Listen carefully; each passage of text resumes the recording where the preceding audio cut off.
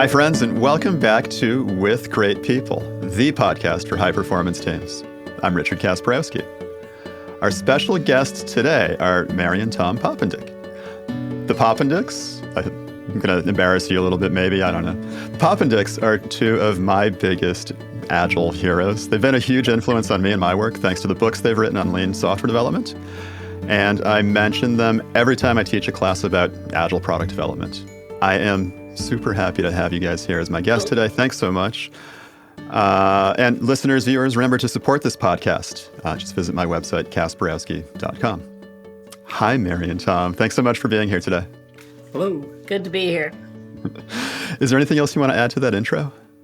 No, that's okay. As short as possible. All right. So you heard we were talking before we pressed the record button. This is a podcast about teams. And I have a really, really simple definition of what is a team. Any group of two or more people aligned with a shared goal. So it could be a work team, could be a non-work team, any group of two or more people aligned with a shared goal. That's a team. What's the best team you've ever been a member of in your life? Well, I'm going to go back a while because I am going to talk about work teams.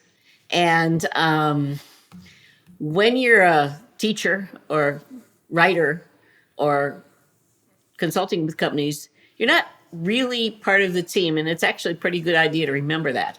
But once upon a time, I was on teams, and I'll talk about, I worked with two really amazing high-performance teams while I was at 3M. And I'll talk about the second one. It's the light fiber team.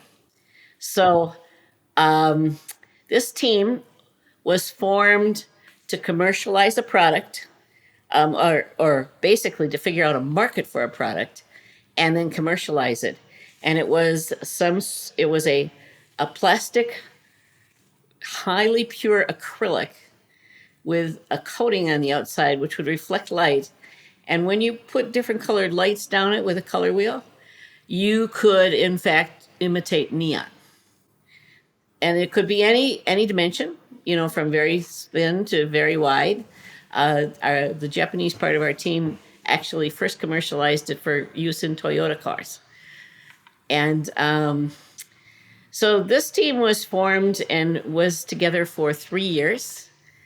And I was working in an organization. I reported to an amazing guy. His name is Roger Appledorn.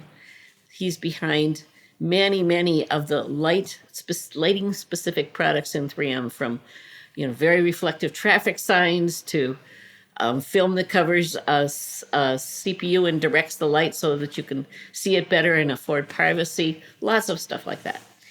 And he was interested in a company that had a process for taking some plastic and making a very clear fiber and then projecting light down it. And interestingly enough, for us at 3M, because we did plastics all the time, the hard part was the light, because we don't do hardware.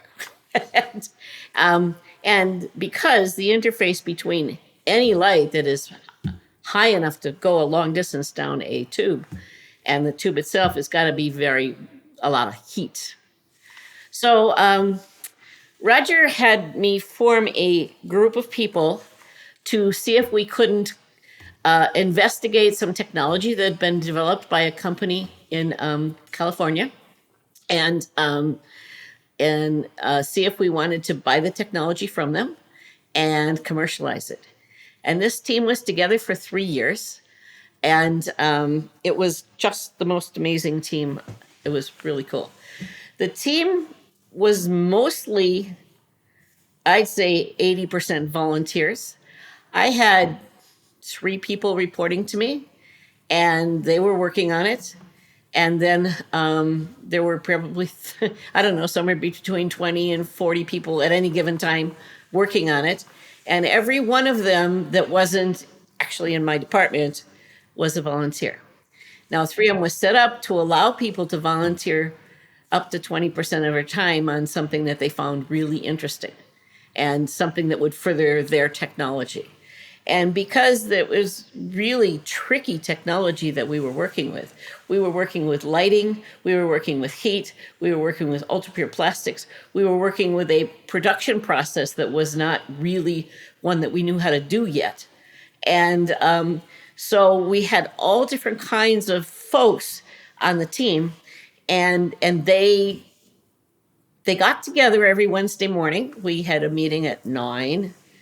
No, excuse me. We had a meeting that was always over about 8. So because everybody worked in other places for other jobs and couldn't really be interrupted, so I called the meeting at 7:30 every Wednesday. And I brought donuts and coffee because, because nobody would have had breakfast if they actually came into work that early. And for 3 years, many, many people, up to 30, would come in every Wednesday morning early and have donuts. And we would go around for an hour and we would talk about what interesting things were happening. Basically, everybody reported on what they were doing, what they needed help with. And then we basically spun off into side teams to do something before the next week, because we couldn't get anything done at that 1 hour meeting, but we coordinated at that 1 hour meeting. And we coordinated all kinds of stuff from displays in our technical demonstration area at 3M, where we put up this fancy light with all kinds of colors, to working with vendors, to seeing if we could deal with the heat problems. Just, it didn't make any difference, to figuring out how much the material would cost, to stealing material, to finding customers. Everything was talked about in the team, and people helped each other out. And the reason I know it was successful is because people just kept coming every Wednesday, and it was just a whole lot of fun. And it was my job to make it a whole lot of fun, because remember, nobody had to be there except the 2 or 3 people reporting to me. And they didn't actually even have to be there either. But so they came because they enjoyed it. And the way I got stuff done was I had to make it fun. You think about people that do 2 or 3 things at the same time. And when they sit there and they have 10 or 15 free minutes, the idea is you want them to think of your project. Okay? So I tried to make it engaging and fun, so that when they had a few spare minutes, they couldn't wait to, try out some new thing or do something.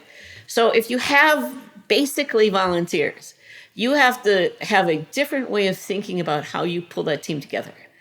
And I discovered, through lots of experiments, that what people really wanted was bragging rights.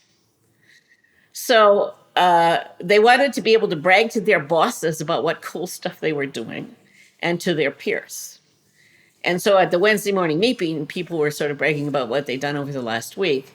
But every quarter, I had a meeting, and I invited all the bosses of everybody who was, maybe 2 levels up, whatever, whoever I could, and we would put on some fancy display of whatever remember, this is light with color and movement, so we could make a nice, exciting display, and people would work on the display, and then I would get up and I'd say, well, guess what we've been doing for the last quarter?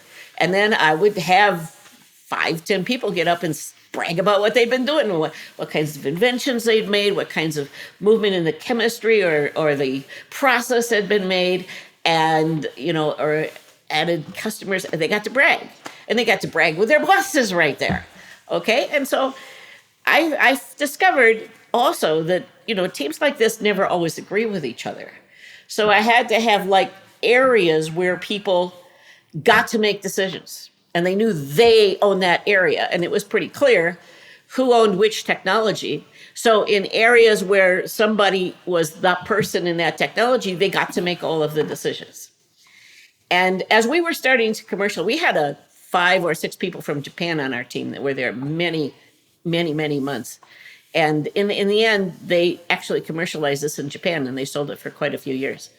But anyway, as we were trying to get the process working and actually make it in our pilot plant, so the chemists would argue with the process folks about what was wrong and why. Of course they would, right? Because it's like pointing fingers.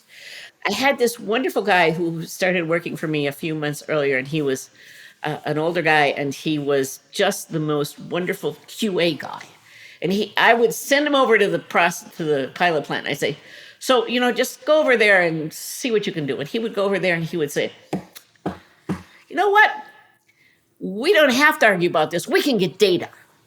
And then he would propose a way to collect the data to solve the argument, always. And he understood the concept of who gets to own which decisions. If it's your technology area, you get to make the decision. And so everybody felt ownership of their area. Everybody enjoyed the great displays we could put on and the quarterly presentations to increasingly senior management. I mean, we ended up in the annual report one year about how cool our team was, and we had an article on our neat team and stuff like that. And what I found was that it's really easy to work with volunteers. And when you're managing people who are not volunteers, if you want to know how to manage them, just pretend that they are. Okay, I was going to ask. And pretend that anybody that's there could choose to not show up tomorrow, could choose to work on something else, okay? And it's their choice to work on your area and the area that you care about, and it's your job to make them want to. That used to be a hypothetical, but with the great resignation in process around the world today, it's no longer hypothetical. Everybody's a volunteer, whether they're paid or not. Yeah, and everybody, I don't know, most, state by state, country by country, it varies, but I always think people are, in Massachusetts, where I am, we call it employee at will, right? You can leave anytime you want, and jobs in tech and bio jobs are plentiful around here and in many parts of the country, many parts of the world.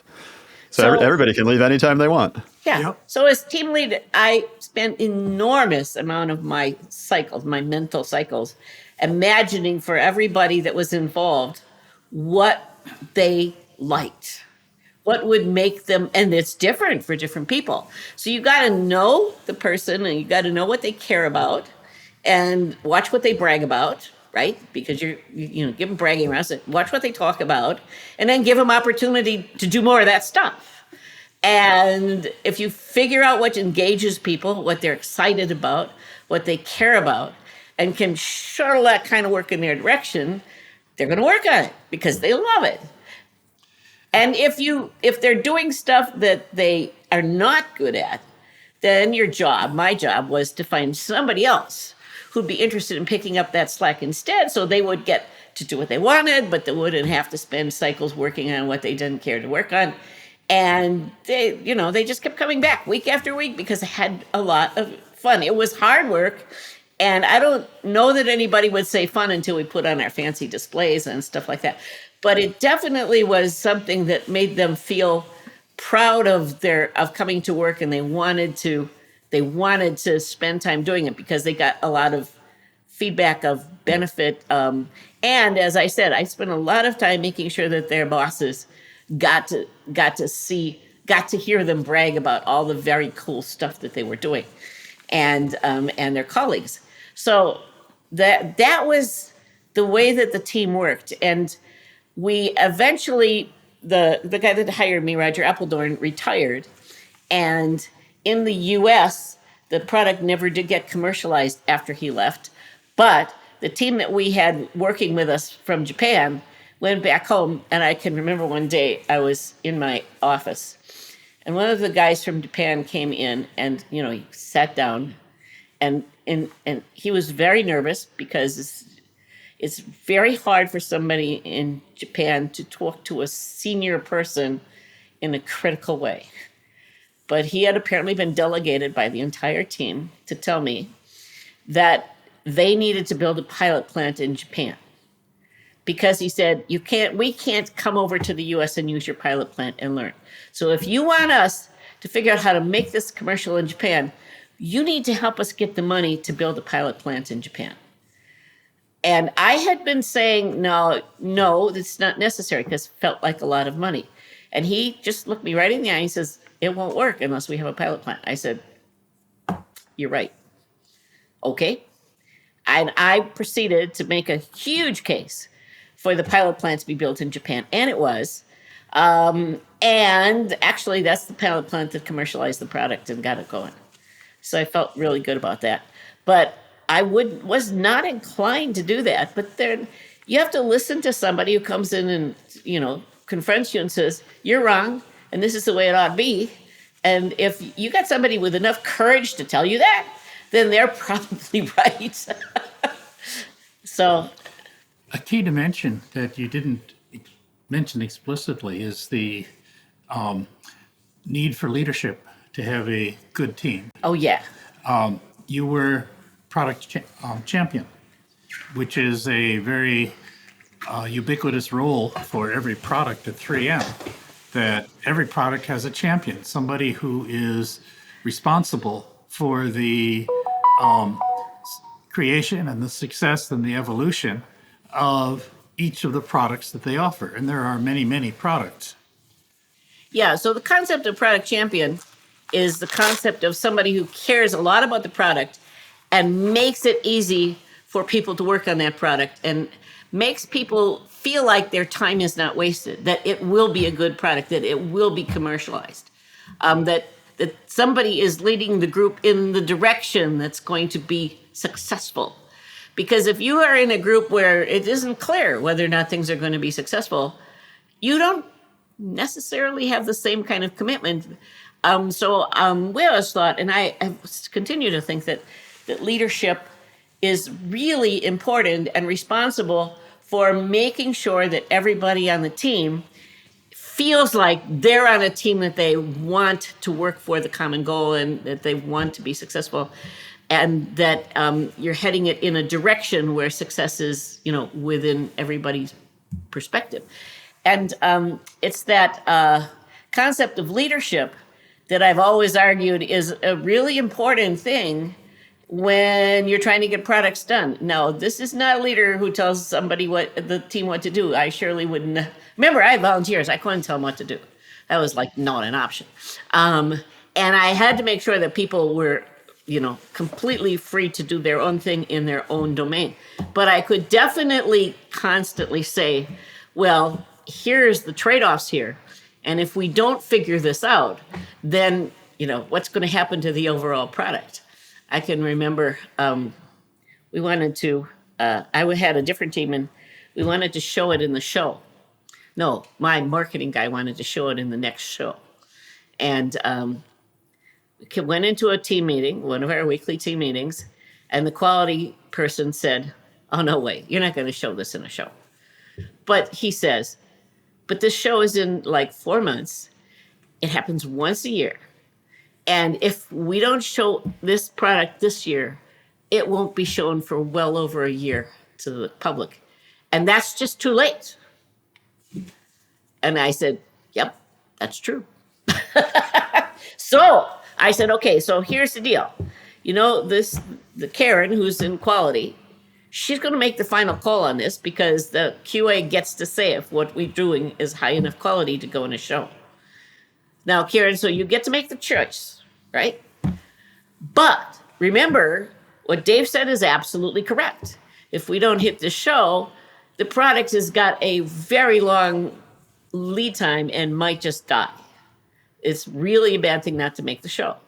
So Karen, with the confidence that she got the final say, and Dave, with the confidence that everybody was listening to his case, had a detailed discussion and argument, not on who got to make the decision, but how to make something work. And that changed the conversation from, I want to get to make the call, to, okay, Karen gets to make the call, but how are we going to resolve the problem? And so they resolved the problem with something that was in the show that Karen eventually approved of. And everybody worked to make work because they knew Karen had to approve of it. So it's that you have to make sure you have a way to solve arguments that everybody feels like their perspective is taken into account. Otherwise, you lose volunteers. And if you're going to, as Tom said, if you're going to think about the workforce as fundamentally volunteers, it's a really interesting way to think about leadership. Yeah. You're making this so easy for me. I think I've only said one thing so far. What was your best team? And we've heard all about it. I do want to hear if you you've been taking us back to that best team, and it's a really awesome team. Could you share one single word to describe what it felt like to be part of that team, or one single word that would just describe that team? Which would describe the team? I'd say enthusiastic. The team itself was very enthusiastic. They loved the product. The other thing I think they felt was freedom. That is, they got to make their own decisions, whereas this was, remember, no more than 20% of their time. When they went back to work, they had to do what their bosses said. They had to do what their bosses thought was important. And here they got to make their own mind up about what was important, what they got to do. So the freedom that they felt was good too. Also, this was a large group of people. You had the three people working for you and 20 to 40 volunteers. This is depending on when and what processes we're working on. And for example, I had a pilot plant in the end, and there was an entire crew led by somebody that was in the engineering department that was basically designing and building the pilot plant. And so he had his own team, and sometimes they would all come to the meeting if it was a really important issue with the pilot plant, or sometimes just the one person that was the sort of leader of that group would come to the meeting. It would all depend. But I always had plenty of donuts, and everybody knew they could come. That's something that is being realized more and more in the software world. For decades, the software has thought of teams as 7 plus or minus 2, and that is really grossly inadequate. The complexity that 7 plus or minus 2 can deal with is roughly what fits in a container or two, a service or two. And a service or two is not enough to achieve customer outcomes that justify all of the effort. Customer outcomes require a whole bunch of effort in the operations and marketing, business decisions, policy decisions, the testing, the customer support, just like the Light Fiber project did. You have to be able to support the customers. You have to be able to do the production. You have to be able to do all of that, and all of that needs to be coordinated.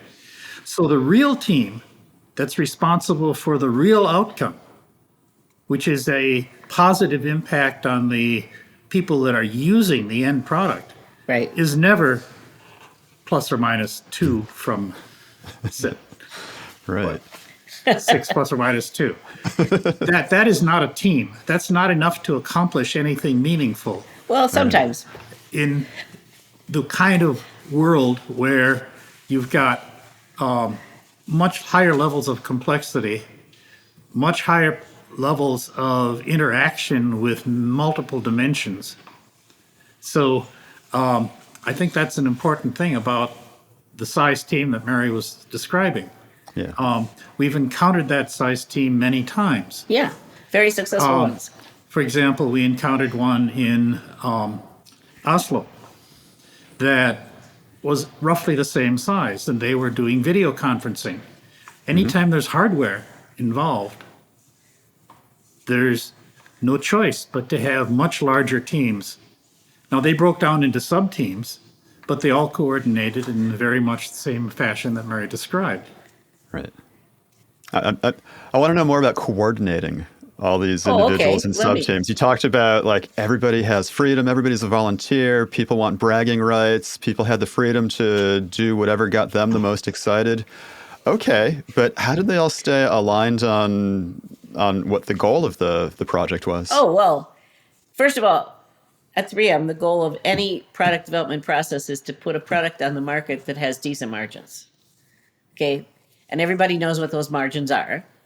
And everybody has to work to have something that their team can put together that will be successful on the market. And it doesn't have to be successful the first year, but after about 3 years, it has to be making a good profit. And the first year, it has to be reasonable.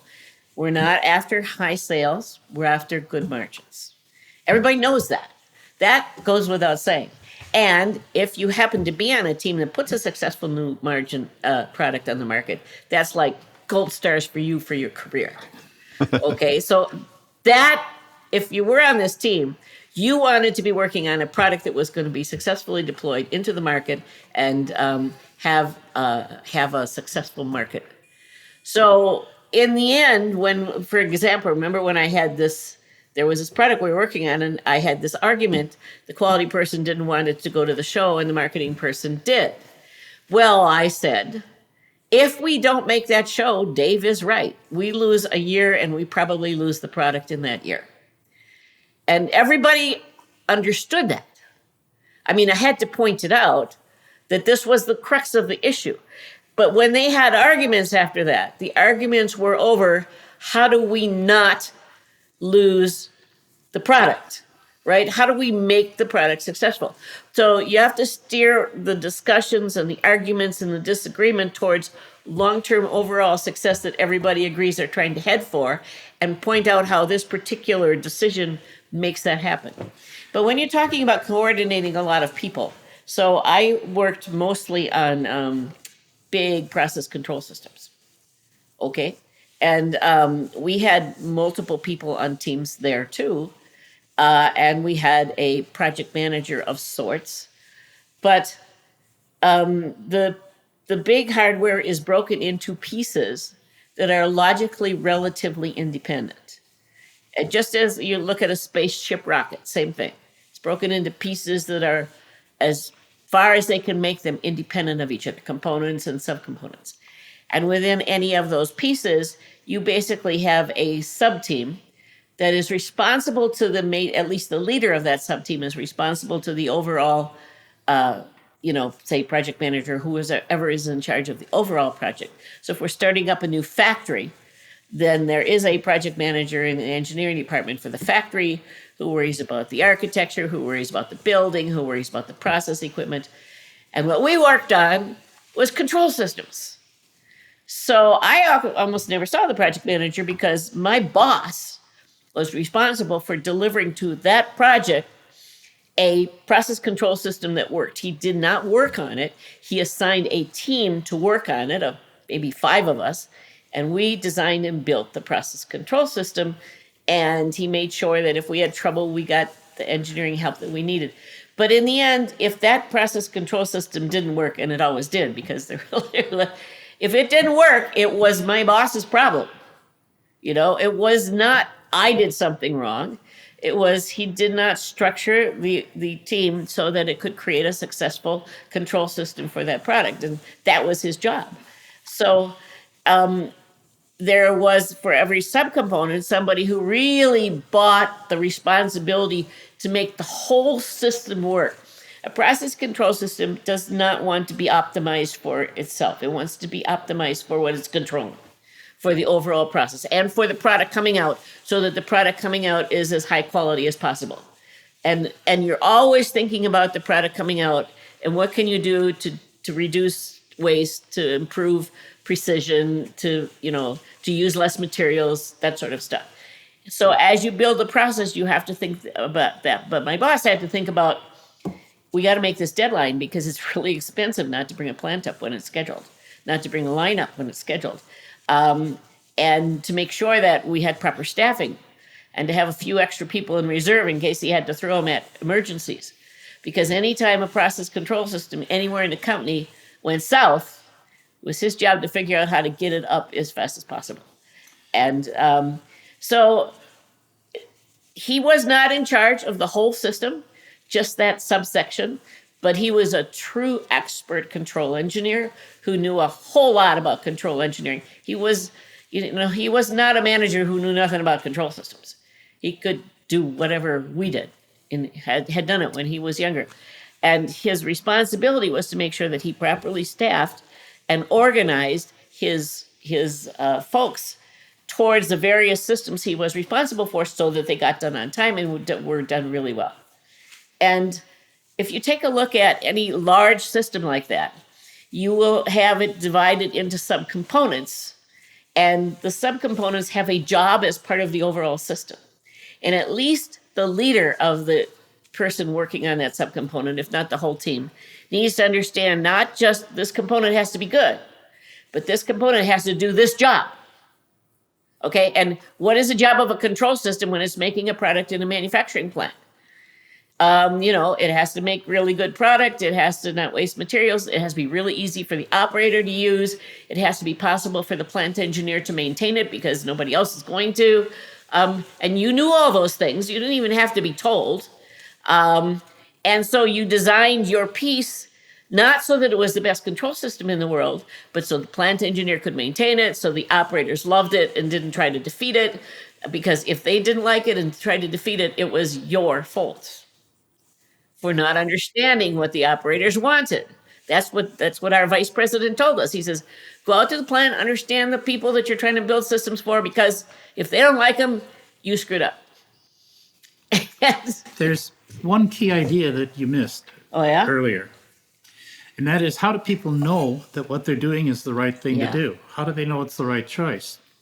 And the key person on the team that helped them with that was the finance person. Almost everything 3M did was a small-ish product. They sell lots and lots of different things, and each one had its own profit and loss statement. Each one. And the team was responsible for optimizing that profit and loss statement. So if they're doing the manufacturing work, if they're doing the customer support work, if they're doing any of the marketing work, any of the things that are going to making a product successful, it would be related to this profit and loss. Now, while they were doing the work, it would be a predictive one that would be expected based on the experience of the people and how those translate into numbers. And they would make trade-offs based on the impact on the P&L that they were all striving to create what would be measured by that P&L when it actually got on the market as a successful product. Yep. So the finance people were actually key members of the team, which I think is rather unusual in the world. Usually the finance people are not members of the team. They're some kind of ogre who makes life difficult. But in this case, they were people that actually made it possible to make data-driven decisions based on the best estimates that the people on the team were able to make and the experience of the organization. So let me give you an example. Say it's time to do a presentation to the operating committee of the division that's working on this product. Maybe every 3-6 months, something like that. So it works like this. First of all, the boss of the product champion makes sure that everybody is got their act together and that it's on the schedule. And then the first thing that happens is that the product champion gets up and says, boy, have we got a story for you. Let me turn it over to Joe, the controller. That's it. That's all you say. And then Joe, the controller, gets up and shows the pro forma P&L projection for the work that's been done so far. Okay? And then you have a series of maybe 3 more people getting up and saying, here's the status of this particular aspect of the product right now. Because in order to make our next goal, move to the next phase, we need to do these 5 things. I might have even said that at the beginning. That's about it. And then each person that's getting close to their completing their piece on the phase, like you have to have a manufacturing study. You have to decide whether or not you're going to need warranty support people. And if so, you have to have them engaged and they have to be thinking about how they're going to get the manuals written, all that kind of stuff. So all those things have to happen, and whoever is responsible for that area gets up and talks about the cool things that they've done in that area and why their area is ready. But it's always led by the controller showing the pro forma P&L of how come this thing is going to make money. It's really interesting. And remember, we're not worried about revenue. We're worried about margins. The project manager, the product champion, is not a project manager because the product champion has P&L responsibility. Oh, yeah. And that changes everything. It's not just a matter of specifying something and doing whatever the scope is that you got approved. It's a matter of discovering what's going to generate a effective set of margins on the P&L of the work you're doing? So our product development teams were like mini divisions. They had all of the aspects of any product division, from marketing to development to manufacturing to tech service, you name it, because the product champion was like a mini business leader. Yeah, you're starting up a new line of business. I mean, think of a startup company. Okay, you've got an entrepreneur with a great idea who hires like 5 various people to put together the team necessary to put that thing on the market. That's what every new product at the company was structured like an entrepreneur with a cool idea, and somebody that worked to. Oftentimes, if it was within a division, the director of each, like marketing and the director of manufacturing and stuff, would assign somebody onto the team. If it was a volunteer one, then you would recruit somebody onto the team in each one of those areas. And you had to have somebody in every area, or otherwise you weren't commercializing. Okay. And the product champion is like that entrepreneur founding a new company. Like an entrepreneur, absolutely. Yeah. Cool. No champion, no product. Right. That was what we always were told. Product doesn't have a champion, you don't have a product. Cool. Now, what about, you've shared a lot of stories about what you did and how things worked. How about advice for listeners? How could listeners reproduce some of this success? To me, the most important thing is to think really hard, not about yourself, not about your product, but how everybody on the team is thinking about the product and engaging in it. You have to have your mind on each person and their issues, their perspective, their problems, that sort of stuff. And this is all 20 to 40 people? Well, sometimes I would have for example, if I were building a process, there would be a process leader who would have a team of, say, 8 people working for him. Maybe I didn't worry about all 8 people. Maybe I just worried about the process leader, okay? It would depend. But anybody who would come to the meeting and make a presentation, and everybody was engaged in doing that, I would make sure that they were heard, that nobody interrupted them, that we didn't try to solve problems, that we had plenty of time for everybody, because everybody needed a voice. Everybody needed to be engaged. If they didn't get a voice, if they didn't get engaged, then how could I tell, So you need to pay a lot of attention to each individual and how they are engaging in making stuff happen. And you need to get in their shoes and think like they do. And they don't think like you. They're different. They're different kinds of people. So if you can get into their view, their perspective, their issues, and find out what is likely to make them engaged and interested, and then pay attention to that, then you're much more likely to have a very successful, engaged person. And that's what good teams are made up of: engaged people who care about what's going on. And that doesn't happen by accident. It doesn't. You need to have somebody that thinks about how to make sure that everybody who's involved gets the attention and gets the problems solved that they need solved, and some people don't need anything like the same attention as others. It's very different. Junior people are different than senior people. And people who are extremely busy with other projects and only have a little bit of time have a whole different perspective than people who, this is pretty much the only thing that they do. So you have to pay attention to every person, understand, think in their shoes what it is that will get them engaged in making this successful. If you care a lot about it, then you need to care about the people, because there's no way one person can put something on the market that takes 70 people. So if you're leading that, you have to figure out how to make all those 70 people put their best into the product.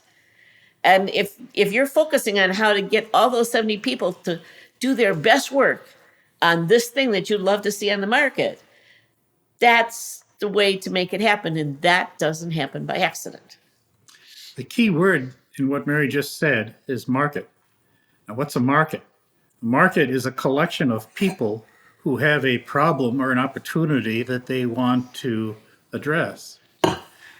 If you aren't going to understand the market, you need to understand the people. You need to go visit at least a sample of the people. Oh, yeah. And that's not just the champion that has to do the visiting. It's many members of the team need to actually go and speak with and understand the situation of the people and what their goals are. Because if their goals are not the goals that your product is designed to meet, it doesn't matter how devoted the team is to the product's goals. It's the customer's goals, the people that are going to benefit from it, that matter. And that is the key unifying piece. That's true. We spent a lot of time bringing people who were engaged in thinking about and designing the product to talk to people who might like to use the product and whose life might change and whose job might be easier done because of the product. And that was like the magic. You show people, here's what we're attempting to do, and it's always on the level of here's the person that's going to benefit from your work, and here's the kind of person that's going to really love it. And then they talk directly. And there's nothing like having somebody who's making some decisions about a product have direct contact with people who are going to have some impact from that product.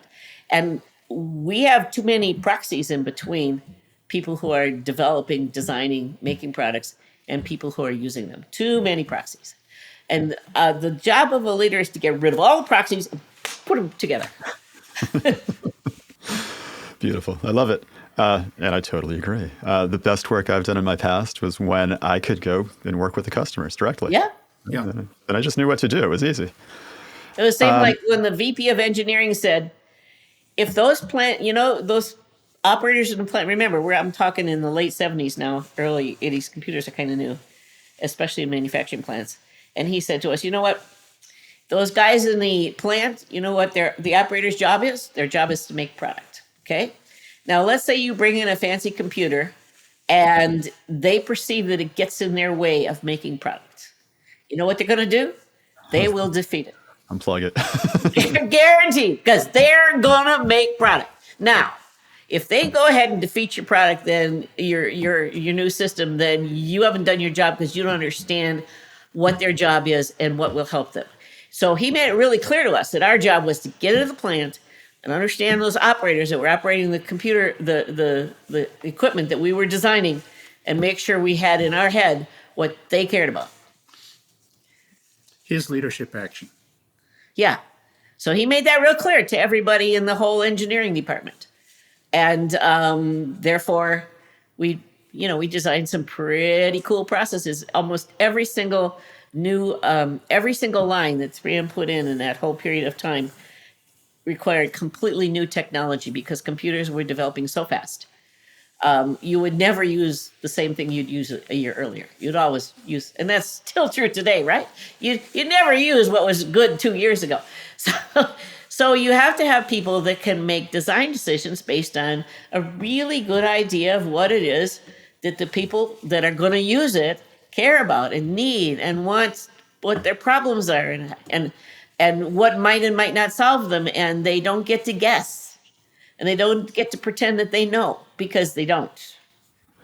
Yeah. So this concept of, projects with project manager giving a list of things to deliver, and then if they deliver that on time, it's good.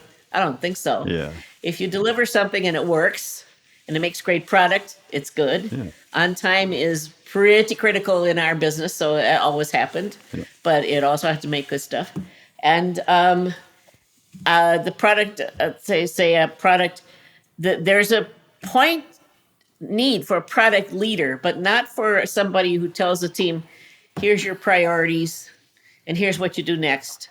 If I would ever tell that to my team, they would never come back. If I would ever dare to set priorities for my team, they set priorities for me, for heaven's sake. If I would have dared to set priorities for what the team ought to be working on, nobody'd come to the next meeting. They wouldn't. They don't want to be told what to do. They don't want to be told what's important. They get to argue about it amongst themselves, and they get to come up with solutions to that.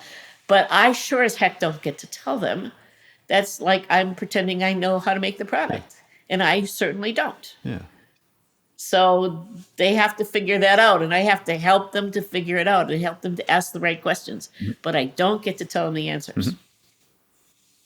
If listeners want to learn more about you and your work, what's the best way to do that? I have a website. It's www.poppendieck.com. Okay. Only thing is you'll have to spell Poppendieck right. So I assume you'll have it written down somewhere where they can figure that out. Absolutely will, and a QR code and whatever other magic we can offer. Contact us there, or our emails are Mary@Poppendieck.com and Tom@Poppendieck.com. Really tough to remember. All right. Mary and Tom Poppendieck, thank you so much for joining us today. I'm super grateful that you could be here with us. Thank you. Thank you. And listeners, remember to support this podcast. Visit my website, kasparowski.com.